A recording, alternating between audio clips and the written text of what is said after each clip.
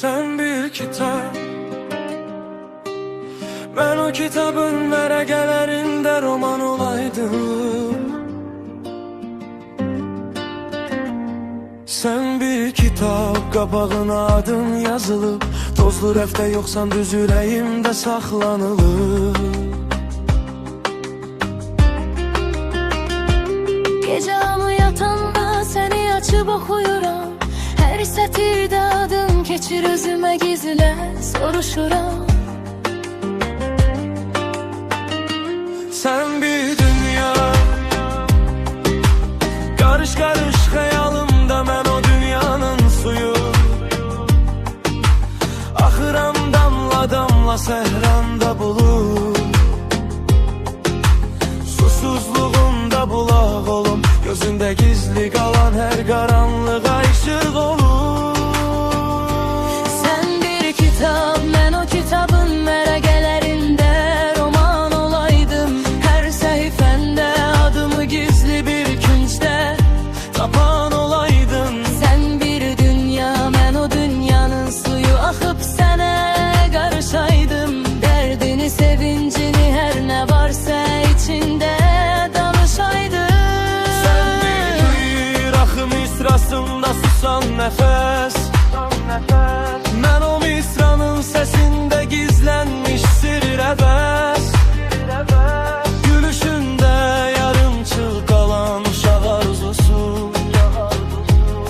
Gözlərində qaçıb gizlənən biraz qorxu, biraz qürur. Sən bir yolcu görünməyən uzaqlara gedən, mən o yolun kənarında dayanıb səni gözləyən adımların səsində ürəyimin döyüntüsü. Hər küncündə sənin üçün saxlanmış bir oturacaq bir pəncərə.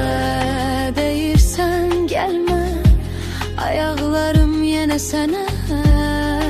Deyirsən susaq, adın düşür dodaqlarıma yenə. Hər cümləndə gizli bir qal var, hər baxışımda getmə yazar. Oxuya oxuya itirəm özümü, sənin içində tapıram sabahlar.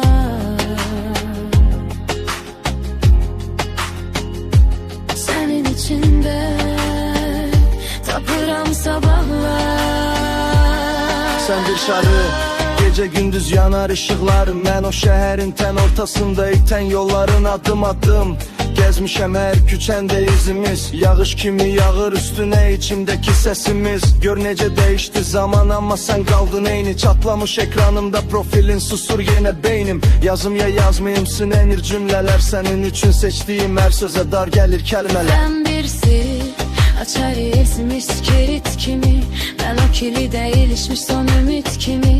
Heç kim oxuya bilmir içini səndən başqa. Mən oxudum, yandım amma çıxmadım heç baş-başa. Susduqca böyür aramızda cümlələr. Mesaj qutumuzda qalan cavabsız suallar. Sən yaxşıyam yazdıqca daha pis olduğumu, mədə keçdi yazıb içimdə fırtına qopardığımı. Sən bir dəniz, mən sahilində xırda qum dənəsi.